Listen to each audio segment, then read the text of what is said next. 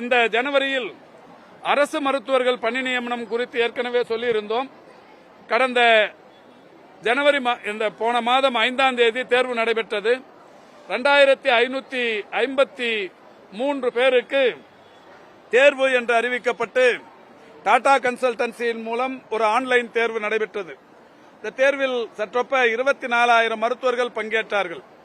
இன்றைக்கு அந்த தேர்வு முடிந்து இப்பொழுது கூடுதலாக காலியான ஒரு 89 பணியிடங்கள் கூடுதலாக கண்டறியப்பட்டிருக்கிறது. ஆக மொத்தம் 2553 கூடுதலாக இப்போது வரை இன்று வரை காலியான பணியிடங்கள் 89 என்று சேர்த்து 2642 மருத்துவர்கள் பணி நியமனங்களுக்குரிய தேர்வுகள் முடிவுற்றிருக்கிறது.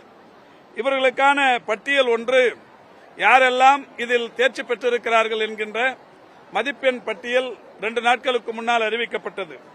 அந்த வகையில் 4585 மருத்துவர்கள் இந்த தேர்வில் வெற்றி பெற்றிருக்கிறார்கள். இந்த 4585 பேருக்கும் நாளை மறுநாள், அதாவது 12ஆம் தேதி தொடங்கி 12, 13, 14, 15 இந்த 4 நாட்கள் அவர்களுக்கு சிவி என்று சொல்லப்படுகிற சர்டிபிகேட் வெரிபிகேஷன் நடைபெறவிருக்கிறது. இந்த 4 நாட்கள் இந்த 4585 பேருக்கும் சர்டிபிகேட் வெரிபிகேஷன் நடைபெற்று இதில் இந்த 2642 பேர் தேர்வு செய்யப்பட வேண்டும். சர்டிபிகேட் வெரிபிகேஷன் முடிந்தவுடன் அவர்களுக்கு உச்சநீதிமன்றத்தின் அறிவுறுத்தலுக்கு ஏற்ப ரேங்கிங் போடப்படவிருக்கிறது. இந்த ரேங்கிங் முடிந்தவுடன் கம்யூனியல் ரொட்டேஷன், ஜாதி வாரியான அந்த பிரித்தெடுப்பு கம்யூனியல் ரொட்டேஷன் நடைபெறவிருக்கிறது.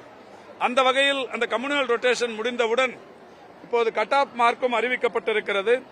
ஜெனரல் கேட்டகரியை பொறுத்தவரை 61, பிசிஐ பொறுத்தவரை பிற்படுத்தப்பட்டோரை பொறுத்தவரை 55, பிசி முஸ்லீமை பொறுத்தவரை 52, எம்பிசி மிகவும் பிற்படுத்தப்பட்டோரை பொறுத்தவரை 53, எஸ்சிஐ பொறுத்தவரை 51, எஸ்சிஏ அதாவது அருந்ததியர் 48, ஷெட்யூல் டிரைப் எஸ்டி 45 என்கின்ற வகையில் இந்த கட் ஆஃப் மார்க்கும் அறிவிக்கப்பட்டிருக்கிறது.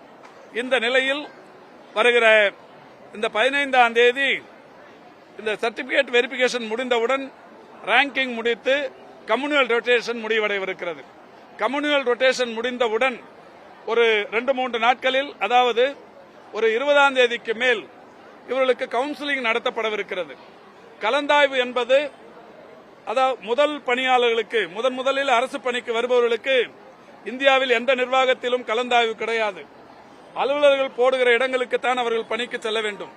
ஆனால் இந்த துறையில் நம்முடைய மாண்புமிகு தமிழ்நாட்டின் முதலமைச்சருடைய வழிகாட்டுதலோடு முதலில் மருத்துவ பணிக்கு போபவர்கள் ஆத்மார்த்தமாக தாங்கள் விரும்புகிற பணி இடத்திற்கு போக வேண்டும் என்கின்ற நிலையில், அப்பொழுதுதான் அவர்கள் துறையில் ஒரு ஈடுபாட்டோடு பணியாற்றுவார்கள் என்கின்ற நிலையில் முதன்முறையாக கடந்த ஓராண்டாகவே புதிதாக நியமிக்கப்படுகிற இந்த பணியிடங்களுக்கெல்லாம் கலந்தாய்வு நடத்தப்பட்டு வருகிறது.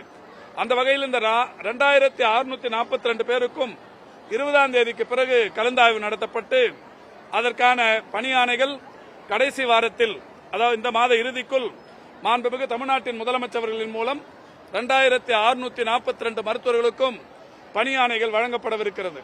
2642 மருத்துவர்கள் பணியிடங்கள் நிரப்பப்பட்டதற்கு பிறகு தமிழ்நாட்டில் இருக்கிற மருத்துவமனைகளில் ஒரு காலி பணியிடம் கூட இல்லை என்கின்ற ஒரு மகத்தான சூழல் முதன்முறையாக உருவாகவிருக்கிறது.